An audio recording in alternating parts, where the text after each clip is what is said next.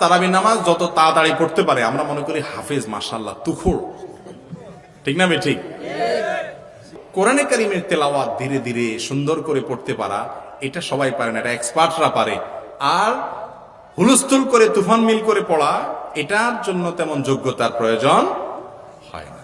বিশেষ করে তোতা পাখি মার্কা হাফেজ কি পড়ে না পড়ে বুঝে টুঝে না, এরা হুলস্থুল করে পড়াটা অনেক বেশি তাদের জন্য উপযোগী এবং উপকারী মনে করে, তারা ওটাকে সহজ মনে করে। মনে রাখবেন, তারাবির নামাজটার নামই হলো তারাবি, মানে বুঝেন তারবিহাতুনের বহু বচন, মানে কি আরাম করে করে ধীরে ধীরে পড়া।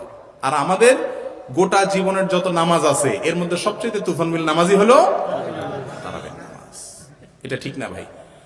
আপনি তুফান মিল মার্কা খতম তারাবি দেওয়ার চাইতে ধীরে ধীরে পড়েন, কোটা করেন খতম না দিলেও ভালো।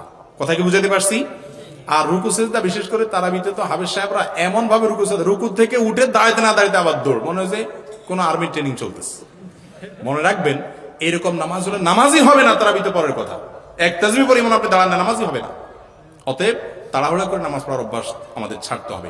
আমি একটা কথা বলি, তারাবিতে ধীরে ধীরে পড়া, তাড়াহুড়া করে পড়া পার্থক্য কি জানেন? 5 মিনিটের, সর্বোচ্চ 10 মিনিট। 10টা মিনিট বাড়াই দেন, দেখবেন যে পুরো নামাজটা সুন্দর হয়ে গেছে। শয়তান যেভাবে বুঝায় মনে হয় যে তাড়াহুড়া করে পড়লে তাহলে কি উল্টে ফেলাবেন, আসলে কিছুই হবে না, 5-10 মিনিটে কি হবে যাবে। আল্লাহ তাআলা আমাদেরকে বুঝার তৌফিক দান করুন।